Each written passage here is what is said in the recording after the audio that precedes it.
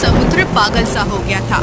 बिजली चमक रही थी और जोरों की बारिश हो रही थी, जो कि रुकने का नाम नहीं ले रही थी।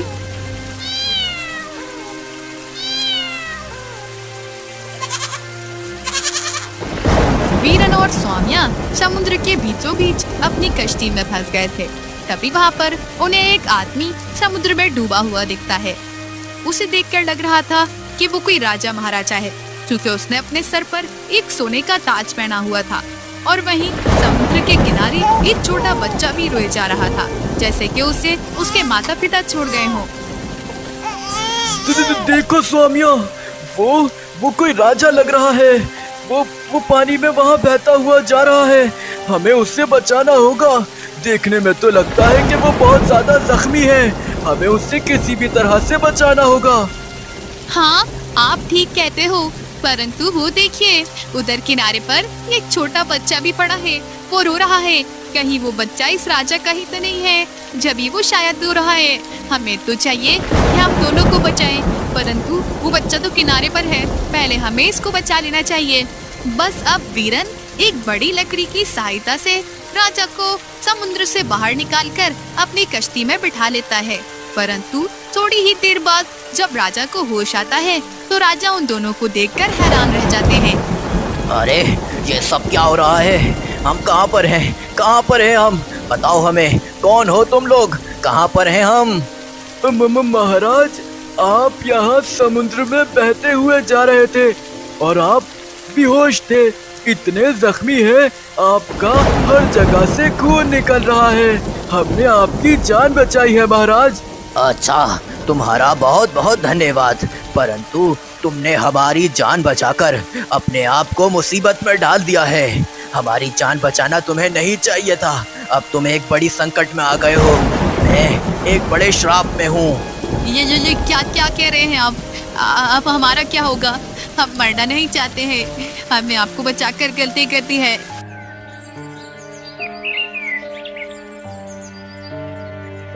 वीरन एक गरीब मछुआरा था, जो कि अपने गांव में अपनी पत्नी स्वामिया के साथ रहता था। आजकल सभी गांववासी काफी ज्यादा परेशान चल रहे थे अपने काम को लेकर, परंतु वीरन एक मछुआरा था, तो उसका काम अभी बहुत अच्छे से चल रहा था। तभी सब उसके काम पर नजर लगा रहे थे। अरे वाह भाई वाह वीरन, तेरे तो मजे लगे हुए हैं। हम किसान हैं, हमारे तो खेतों में पानी नहीं आ रहा और तू खूब मजे कर रहा है। तू तो समुंदर जाता है और वहाँ से मछलियाँ पकड़कर अपना कारोबार कर लेता है। हाँ भैया, वैसे ये भाई ठीक कह रहे हैं।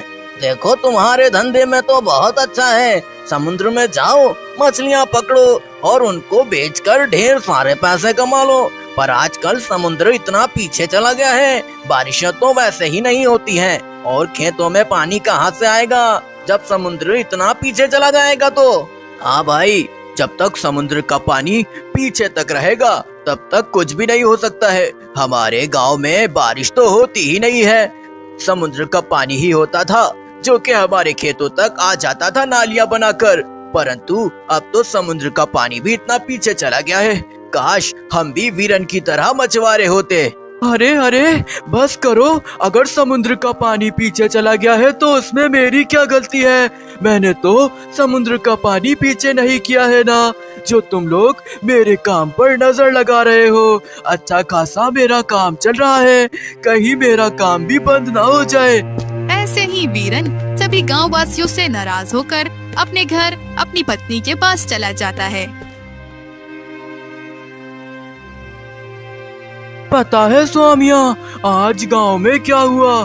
सभी गांववासी मेरे काम पर नजर लगा रहे थे। ज्यादातर गांववासी तो किसान है ना, उनका काम आजकल चल नहीं रहा क्योंकि समुद्र का पानी काफी पीछे चला गया है। तो वो सब मुझे कोस रहे हैं, कह रहे हैं वीरन तू तो सही कमा रहा होगा। सब मिलकर हमारे काम पर नजर लगा रहे हैं। तुम एक काम करो, जल्दी से अपना जाल लेकर आओ और हम मछलियाँ पकड़ने चलते हैं। जी, हमारे गांववासी तो हैं ही ऐसे, मैं सबको जानती हूँ। सब हमेशा अपनी चीजों के बजाय दूसरों की चीजों पर नजर रखते हैं। छोड़ें, मुझे नहीं लगता कि हमें इन लोगों की बातों पर ज्यादा ध्यान देना चाहिए।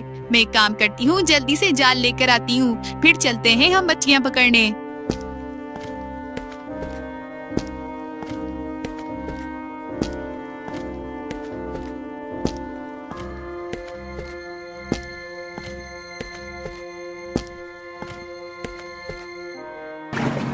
रोज की तरह दोनों पति पत्नी मिलकर सुकून और शांति से मछलियाँ पकड़ रहे होते हैं। अचानक से मौसम थोड़ा सा बिगड़ने लगता है और बारिश का मौसम बनने लगता है। बस कुछ ही देर बाद अंधेरा छा जाता है और जोरदार बारिश शुरू हो जाती है। बिजली चमक रही होती है।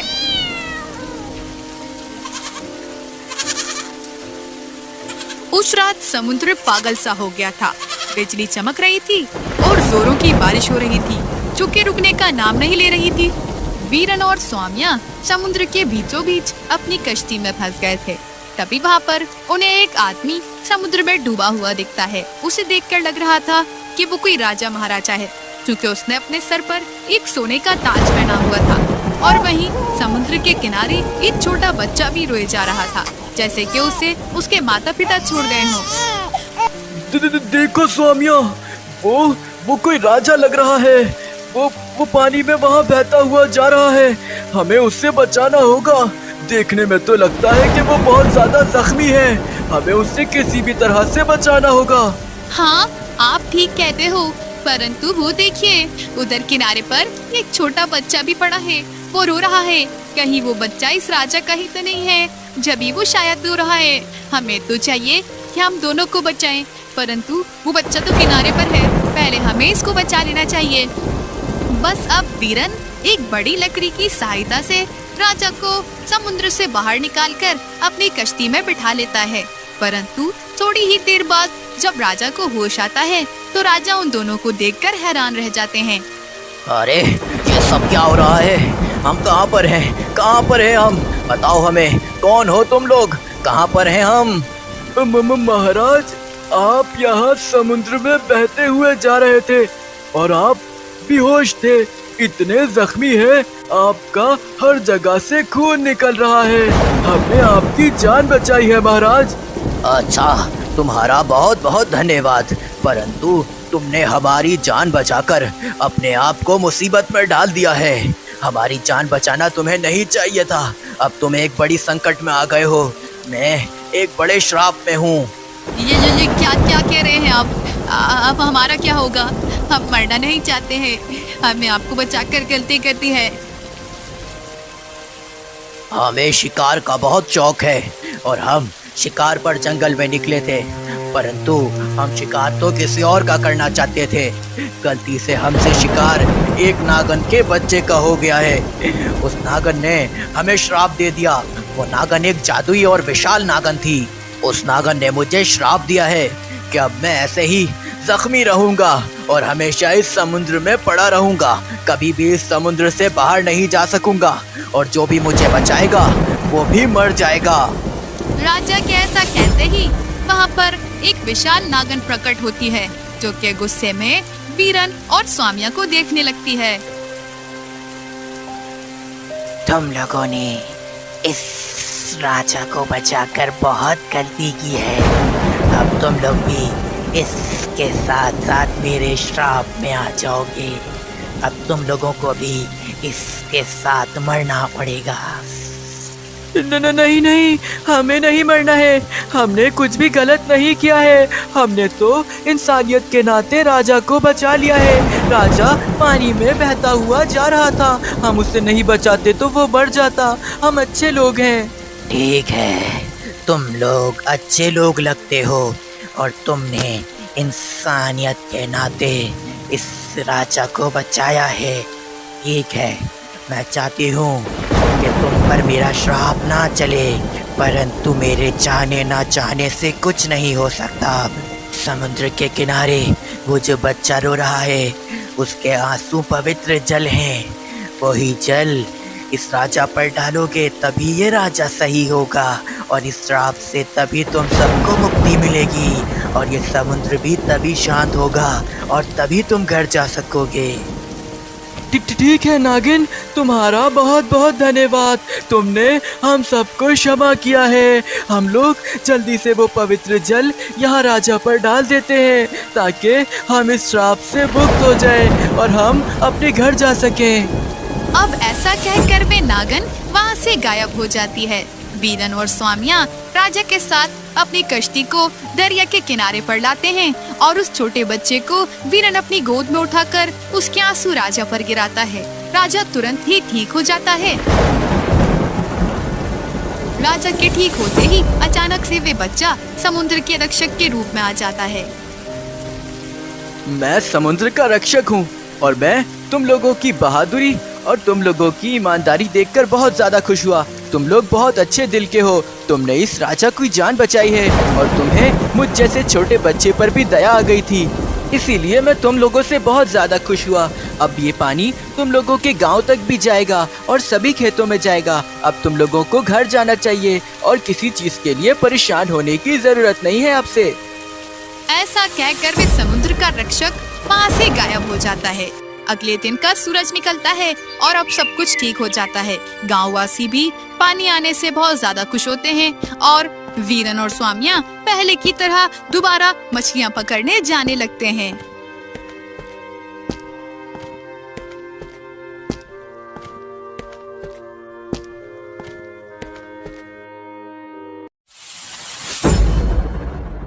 तुम यहाँ इस गुफा में आए हो, इसका मतलब तुम जरूर किसी बड़ी समस्या में फंसे हुए हो। तुम्हें देखकर लगता है कि तुम बहुत ज्यादा परेशान हो। इस गुफा में जो भी आता है मैं उसकी एक इच्छा पूरी करता हूँ। कहो क्या चाहिए तुम्हें मुझसे? बाबा, आपने सही पहचाना। मैं और मेरी पत्नी हम दोनों बहुत ज़्यादा परेशान हैं। हमारे पास रहने को कोई घर नहीं है। गांव वालों ने हमें बहुत ज़्यादा सुनाकर हमारे गांव से ही हमें निकाल दिया है। मणिकंठ के ऐसा कहते ही बाबा एक मंत्र पढ़ते हैं और उनके हाथ में जादू से एक पानी का बर्तन प्रकट होता है। ये लो, इस बर्तन में जो पानी है वो कोई साधारण पानी नहीं है। इस पानी के सिर्फ चंद कतरे ही तुम कहीं पर डालोगे और जो सोचोगे वो हो जाएगा। ये पानी तुम्हारी समस्या दूर करेगा। अब मणिकंठ बाबा के हाथ से वे पानी का बर्तन ले लेता है और काफी ज्यादा हैरान भी हो जाता है। हैं बाबा, ठीक है, आपका बहुत बहुत धन्यवाद। मैं इस पानी को जाकर अच्छे से इस्तेमाल करूंगा और मैं कभी भी कोई लालच नहीं दिखाऊंगा इस पानी के साथ। मैं हमेशा इस पानी का अच्छे से ही इस्तेमाल करूंगा।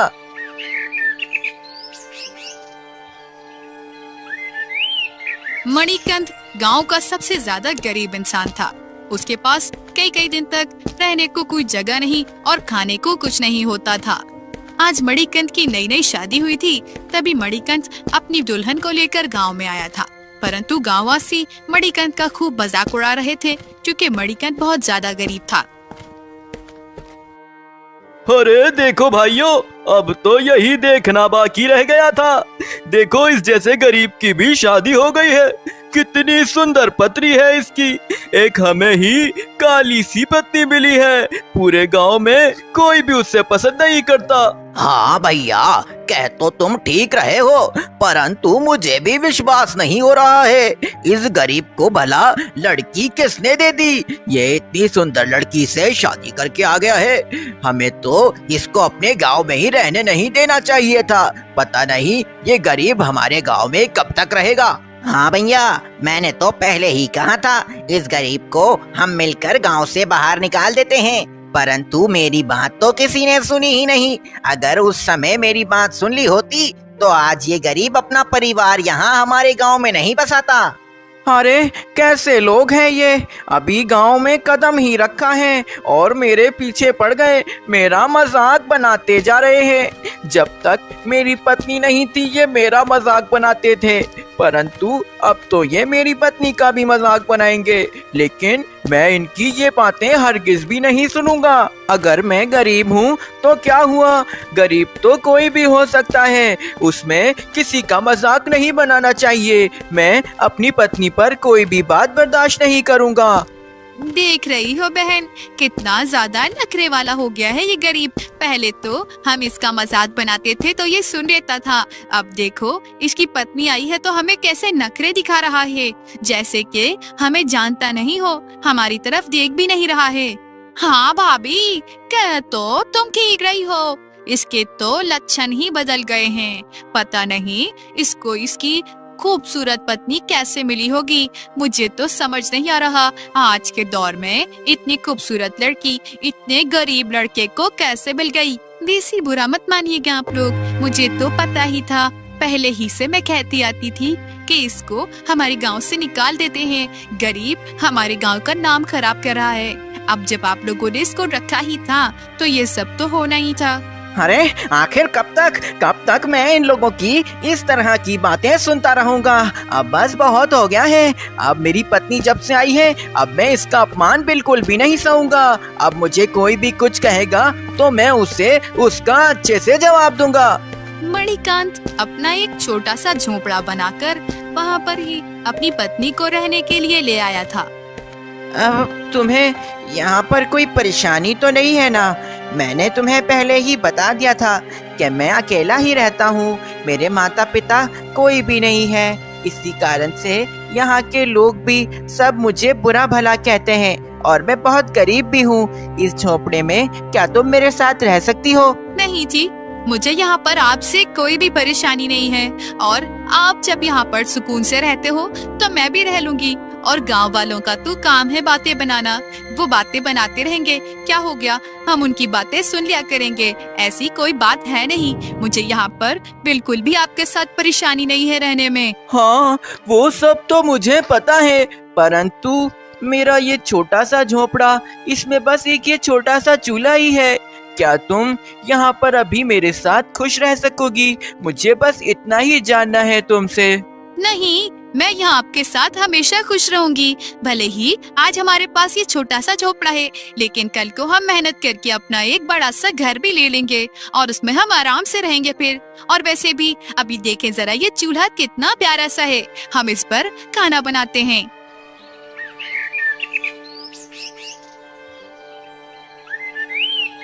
बस यूं ही कुछ साल गुजरते हैं और फिर एक दिन मणिकांत के घर में उसकी प्यारी सी संतान होती है। मणिकांत के यहाँ संतान हुई है, ये सुनकर सभी गांववासी काफी ज्यादा गुस्से में आ जाते हैं और सभी मणिकांत के पास आकर उसे बुरा भला कहने लगते हैं।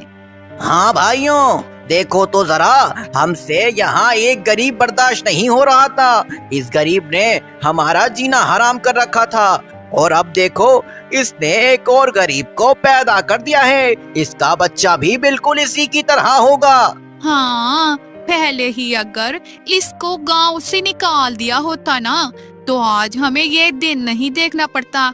इसके जैसा ही गरीब बच्चा है बिल्कुल इसका। पता नहीं हमारे गांव में और कितने गरीब लोग होंगे। धीरे धीरे तो ये गांव गरीबों की बस्ती बन जाएगा, बस्ती। अरे अरे, ये आप लोग कैसी बातें कर रहे हैं? जाइए आप लोग यहाँ से, जाइए। मुझे आप में से किसी की कोई भी बात नहीं सुननी है। जब आप लोग कुछ अच्छा नहीं कह सकते हो तो मेरे बारे में बुरा भला भी मत कहो, और मैं अपने बच्चे का अपमान बिल्कुल भी नहीं सह सकता हूँ। अरे देखो तो जरा, कितना बुरा लग रहा है। इस गरीब में भी इतनी इज्जत है। अरे भाई, अगर इतनी ही इज्जत की पड़ी है तो ये गांव छोड़कर चला क्यों नहीं जाता? हाँ, अगर ज्यादा ही कुछ बुरा लगता है तो जाइए ना। इज्जत चाहिए तो इस गांव को छोड़कर चले जाइए। क्यों यहाँ हमारे पास पड़े रहते हो? पूरे गांव को खराब कर रखा है हमारे। हाँ, बस अब बहुत हुआ मणिकांत। अब यहाँ पर जितने भी लोग हैं सब सही कह रहे हैं। तुझे अब ये गांव छोड़कर चले जाना चाहिए। तुझे अपनी इज्जत की अगर इतनी ही परवाह है तो अभी चला जा यहाँ से। हाँ हाँ, ठीक है। मुझे भी कोई यहाँ आप लोगों के साथ रहने का शौक नहीं है। मैं जा रहा हूँ। हाँ, चला जाऊंगा, मैं जगह छोड़कर चला जाऊंगा। अभी आप लोग भी जाइए यहाँ से। रोज रोज मैं अपनी पत्नी और अपने बच्चे का अपमान नहीं सह सकता हूँ। मणिकांत के ऐसा कहते ही सभी गांववासी वहां से वापस लौट जाते हैं, परंतु मणिकांत की पत्नी इतना अपमान सह नहीं पाती और वो रोने लग जाती है। अरे बस करो। तुम्हें इन जैसे लोगों के लिए रोने की कोई भी जरूरत नहीं है। हम कहीं से गलत नहीं हैं। हम गरीब हैं तो क्या हुआ? ये लोग हमारे साथ गलत कर रहे हैं और तुम्हें इनके लिए बिल्कुल भी रोने की जरूरत नहीं है। छोड़ो, हम चलते हैं यहाँ से। हम अब यहाँ नहीं रहेंगे। हाँ ठीक है, आप ठीक कह रहे हो, परंतु हमारे पास कुछ भी नहीं है। हम कहाँ पर जाएंगे और कहाँ रहेंगे हम? आखिर हम ऐसे नहीं जा सकते हैं कहीं पर भी। नहीं, अब चाहे बस कुछ भी हो, मेरे पास कुछ नहीं है मुझे पता है, लेकिन फिर भी मैं यहाँ पर नहीं रहूंगा। किसी और गांव जाऊंगा और वहाँ ऐसा झोपड़ा बनाकर रह लूंगा। ये गांववासी बहुत बुरे हैं, इनके साथ तो अब मैं कभी नहीं रहूंगा। ऐसा कहकर मणिकंठ अपनी पत्नी और बच्चे को लेकर दूसरे गांव जाने के लिए निकल जाता है।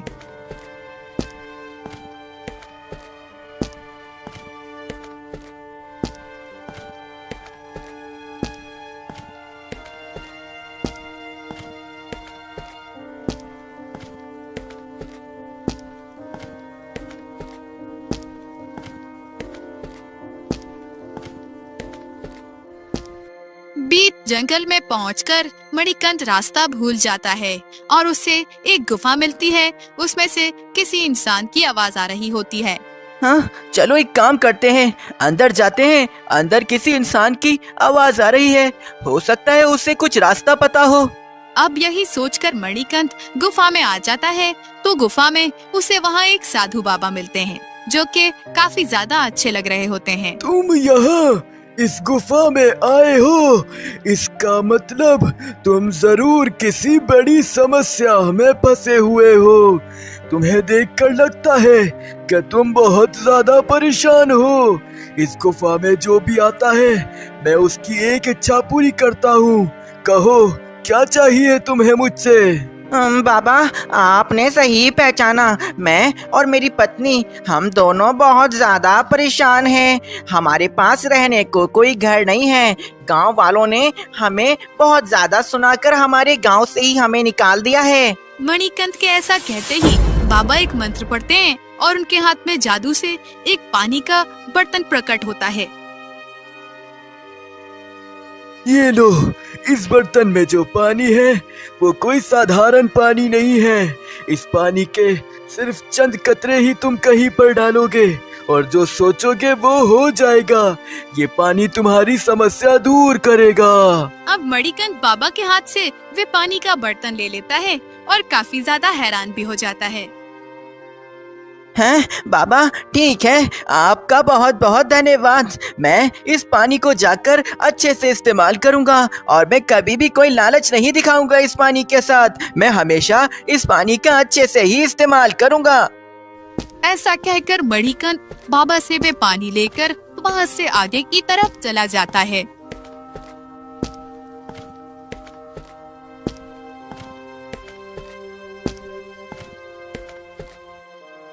कुछ ही देर बाद जंगल के बीचों बीच पहुंचकर मणिकंठ अपने गांव जैसा झोपड़ा वहाँ पर बनाता है और बाबा के भी हुए पानी के कुछ कतरे वहाँ पर गिराता है। बस फिर कुछ ही देर बाद वे झोपड़ा एक सुंदर से घर में बदल जाता है। मणिकंठ और ज्यादा खुश होता है। बस यूं ही बाबा के दिए हुए उस पानी से मणिकंठ को उसके सब्र का फल मिलता है और वो खुशी खुशी अब अपनी पत्नी और अपने बच्चे के साथ उस घर में रहने लगता है जहाँ उसे कोई भी कुछ नहीं कह रहा होता।